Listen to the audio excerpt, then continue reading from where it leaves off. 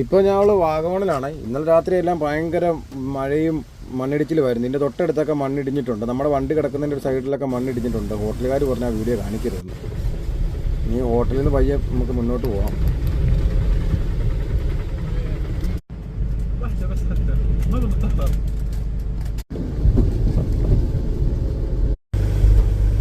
അങ്ങനെ നമ്മൾ ഏലപ്പാറ റൂട്ടിൽ പോയി. പക്ഷെ അവിടെ മണ്ണിടിഞ്ഞിരിക്കുന്നതുകൊണ്ട് നമ്മളിനി വാഗമണ്ണ് കൂടി ഇരാറ്റുപേട്ടയ്ക്ക് തന്നെ പോകാനുള്ള പ്ലാനാണ്. വണ്ടി എല്ലാം ബ്ലോക്കായി കിടക്കുവാണ്. അവിടെ മണ്ണിടിഞ്ഞ് വീണിട്ടുണ്ട്.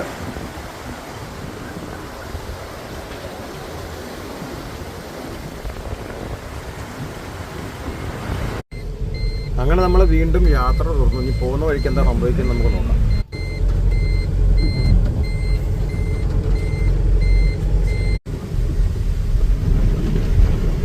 ഒരു ചെളിയും മരവും കൂടിയും റോഡിലേക്ക് ചാഞ്ഞ് കിടക്കുക.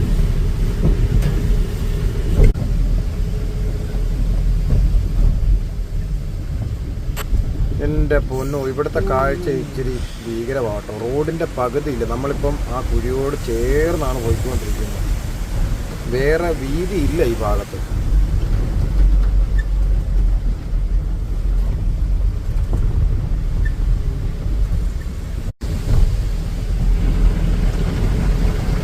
ശരിക്കും പറഞ്ഞാൽ ഇപ്പോൾ യാത്ര ചെയ്യുമ്പോൾ നമുക്ക് പേടിയുണ്ട്. ഇടത് സൈഡിൽ നിന്ന് വല്ല മണ്ണ് ഇടിഞ്ഞ് വീണ്ടും വരുമോ എന്നുള്ള പേടിയുണ്ട്. പറഞ്ഞു തീർന്നില്ല, ദേ കിടക്കും.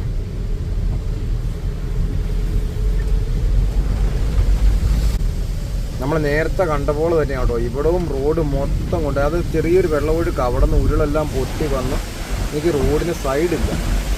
അതൊരു തോട്ടിലേക്ക് ഇങ്ങനെ പോവാം. ഈ സൈഡിൽ എന്തൊക്കെയോ കടകളൊക്കെ ഉണ്ടായിരുന്നു. അവിടെ എല്ലാം കല്ലും മണ്ണും വെള്ളവും കയറി കിടക്കുക.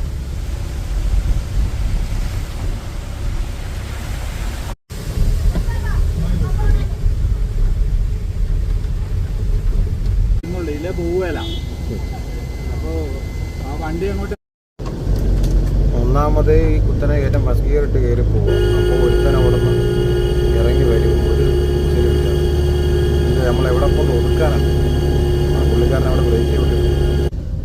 പനക്കപ്പാലത്ത് വന്നപ്പോഴത്തേക്ക് ഇവിടുന്ന് മുന്നോട്ട് പോകത്തില്ല, മൊത്തം വെള്ളമാണ്. Water like A river.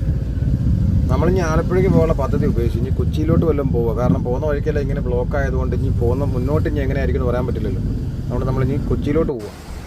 അങ്ങനെ സുരക്ഷിതമായിട്ട് കൊച്ചി എത്തി. പിന്നെ എൻ്റെ ഈ ചെറുക്കൻ കല്ലിനോടും മണ്ണിനോടും മഴയോടും മരങ്ങളോടും മല്ലടിച്ചിട്ടാണെങ്കിൽ ഞങ്ങളെ സുരക്ഷിതമായിട്ട് കൊച്ചിയിലെത്തിച്ചു.